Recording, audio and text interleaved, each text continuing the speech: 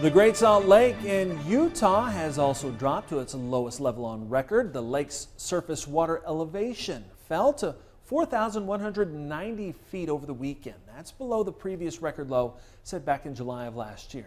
The state now calling for urgent action to preserve the lake.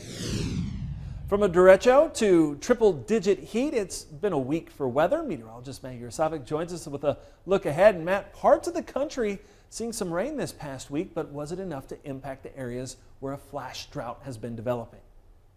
Yeah, Clinton, that's something that we continue to keep an eye on there across most of the east and into the southeast, the chances for that flash drought. And if we look at the root zone here, extremely dry up through the upper Midwest, parts of the Corn Belt here, back into the mid-Atlantic states and into the southeast. Where you do see not as much moisture as we had in the last couple of months is down here right through the Mississippi River Valley. And that's where things are starting to dry out as well. But over the next 10 days, expecting a lot more precipitation here, especially across the southeast with some tropical moisture and a couple stalled out fronts. So hopefully we'll get some improvement there with this root zone, but also with those drought conditions as well. Something that we'll keep an eye on, though, is the Corn Belt with some stress being put on those crops with a lack of moisture. Hopefully we'll start to see some of that. Also, we've seen a lot more blue here in Arizona and New Mexico.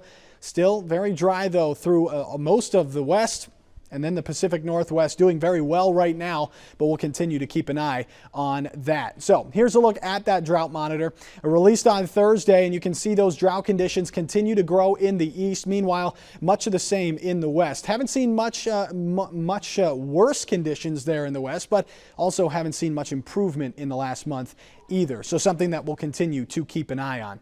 Here's a look at the jet stream as we head through this week. Look at that ridge starting to build back farther to the west, and what that's going to do is keep it very active here in the east and also give a little bit of a break from that extreme heat and the humidity that we've been dealing with. Meanwhile, right along into the Rockies, the Four Corners region, and right up through the middle of the country, still going to be steamy as we head through the second half of the week, and that continues into next weekend as well, as that ridge even goes farther into the northern plains there, maybe bringing in more heat and humidity all the way up into the Dakotas and places in the upper Midwest as well. Something that we'll continue to keep an eye on, especially for the second half of this upcoming week. Still warm and humid across the east. Stalled out fronts here are going to be the main story, with more tropical precipitation down there in the southeast.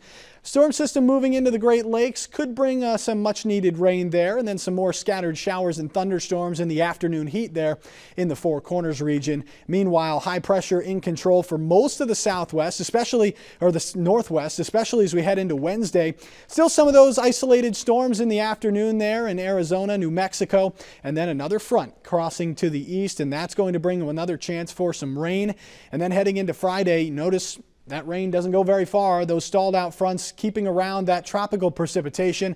High pressure, though, keeping the heat and the sunshine out over most of the country as another storm system enters the Pacific Northwest as we head into next week. So that's something we'll keep an eye on. Temperatures this week, though, above normal in the west and across the south, but turning more normal in the east. And then here's a look at that precipitation. It's going to be above normal across the east and through much of the south, and we'll keep an eye on that right here on U.S. Farm Report, and we'll give you another update next week. Clinton, back to you.